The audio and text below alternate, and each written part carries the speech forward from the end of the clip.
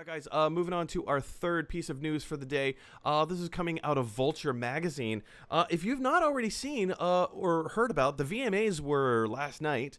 The MTV VMAs, Video Music Awards, and during the one of the commercial breaks, the new trailer for Stephen King's The Stand came out. This is a teaser trailer. It's not a full trailer.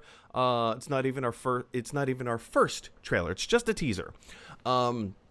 Had a few interesting nuggets of information. First and foremost, I didn't realize that Whoopi Goldberg was in the movie. Or I guess it's a limited series event happening. Ryan, I know I'm going to pass this over to you before I enter any of my comments. You are more of a book reader. You've read more Stephen King. I feel like something like The Stand is more in your wheelhouse. What are your thoughts about the trailer? Are you excited for it? Or did you prefer the miniseries that happened back in the 90s? Where do you stand on this trailer? So I have mixed feelings about Stephen King, as we've discussed before. I think that he is a great writer for film. And for his particular genre. But as I told you before, I'm a snob. So snob. He's good for what he does. I have read The Stand, and I did enjoy it. And it's probably the best thing I've read of Stephen King's. I tried a few other things, dug in pretty deep to the Gunslinger series, but eventually dropped it. But I think this is one of his greatest stories. And of course, pandemic, the whole thing is actually about a much worse pandemic that kills off a huge portion of the population. And that's not a spoiler. That's in the first page of the book and in the first few opening minutes of the movie. It's the premise.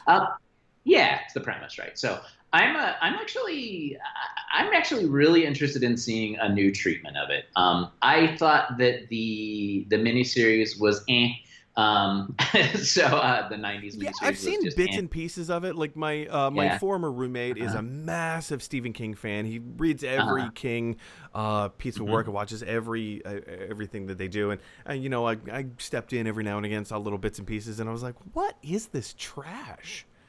The quality is garbage.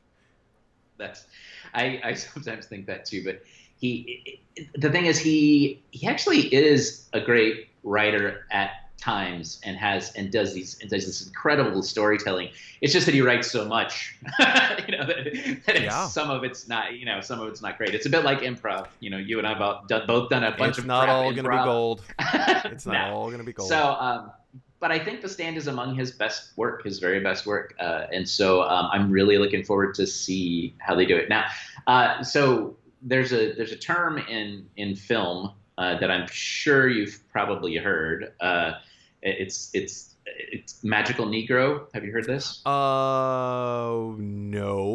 Okay, so it's a trope. It's a trope. I apologize. I hope that's not offensive to anyone. It's a well-known thing, but it's a trope. It's that if you have a black person in the film, they are they have special insight. They have special. Okay, I think I have heard of it. It's the same thing with the Green Mile. Kind of fell into this trap.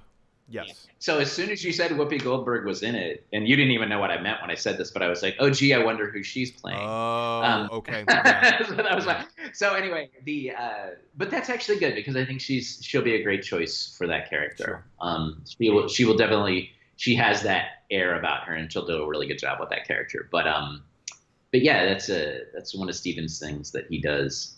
So the Gunslinger movie just died. I never saw it. The Dark Tower with Idris Elba? Yeah, The Dark Tower, right, yeah. Oh, it was bad. Did you see it? It was bad. Yeah. It was because I had only seen The Gunslinger. I'm sorry, I had only read the book The Gunslinger, which is part of the entire Dark Tower series. Gunslinger being the first in the series.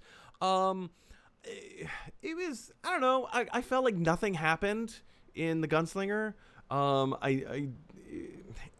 I guess tone, like earlier we were talking like tone and atmosphere. It had a lot of tone, had a lot of atmosphere, but nothing happened in the book, and it didn't give me enough interest to continue on with the series. So when we actually sat down and watched the movie in theaters, I know my roommate, like I said, huge Stephen King fan. He was so. I don't want to say he was so excited for it. He was looking forward to it to see like what they were going to do with the subject matter and material. It was a train wreck. It was a complete train I was wreck. looking forward to it as well. I was looking forward to it too, and I never ended up seeing it because I just heard that it was like, oh, that's such a train wreck. And who was the actor that played Matthew McConaughey? Can't remember. No, Jake? yeah, yeah. The main guy. Idris Anyway, Elba? Thank you. That's it, Idris Elba. So yeah, I was really looking forward to it. I was really looking forward to him seeing that part, but I just didn't even end up seeing it, which is a bummer. But that's like, if stop me if I shouldn't go in this direction. But one of the problems with genre fiction in general, this is snob Ryan speaking. one of the problems with genre fiction in general is that it's focused too much on the genre and not on important things like characterization, storytelling. So, you can get so caught up in the genre that you just lose characters and storytelling. Yeah. And that's the danger of a genre like horror. You could even argue that Stephen King is like fantasy horror. He's sort of on the line sometimes. Yeah. But he's so caught up in scaring the crap out of you, which he does an extremely good job of. That he does. Yes, he does. That it's kind of like, I want to be able to connect with the characters more, and you could scare me even more if I could connect with the characters and the story more. You could scare me on a deeper level. But since I'm not really believing this world you've created, it's a bit that. Yeah, like I said, that's. Well, I will let him scare you. As some of our viewers know, I can't stand being scared. It is. I remember we went to go see It Chapter 1 in theaters, Ooh. And it's a fantastic movie. I actually, dare I say, loved the movie. It was really well told. Great characters, great setup, great tone and mystery and intrigue and all of that. I thought it was fantastic. It scared the living daylights out of me, and I couldn't sleep for 4 months. I kid you not, 4 months I had to sleep with the lights on. The last movie that did that to me was Blair Witch Project. Ooh. Way back, because I don't see horror very often either. And when I saw Blair Witch Project, I remember I went with a friend who I worked with, and then I went back to my office afterwards, and it was after hours. And so I'm walking around in these cubicles and like checking every corner and like jumping. It just scared me to death. Also, so yeah, I'm not very big on horror. You bring up either, a great point. I mean, we're getting way off topic here, but let's delve in for a second. Right. Blair Witch Project, it was also the first of its kind. Nobody had done a full-length feature found footage film before. And the marketing of the film was that this was a documentary. That's how they played this movie. And I remember people were, I don't know if people had heart attacks per se in the movie theaters, but people were losing their minds and people were having panic attacks. I remember a couple of instances where ambulances had to show up to movie theaters because people were passing out because they were so scared and terrified of stuff like this. People were running out.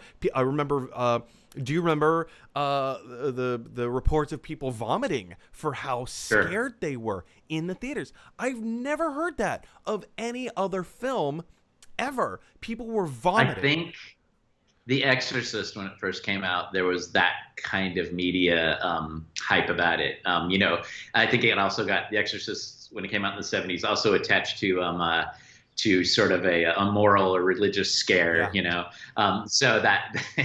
So yeah, and I wonder. I think maybe a few of those reports are probably true, and most of them are on some level very effective marketing. I hope they're true. Like a woman gave birth during it. Like, yeah, how crazy is that? I would love for all of these things to be true. Anyway, guys, The Stand. We got way off topic. Stephen King's The Stand, the new miniseries, drops. I think in December. I think it comes out December 17th. Did you see the trailer? Are you excited for it? Does it get you interested? Do you have no interest whatsoever? Jump on down to the comment section below and let us know your thoughts. All right, guys.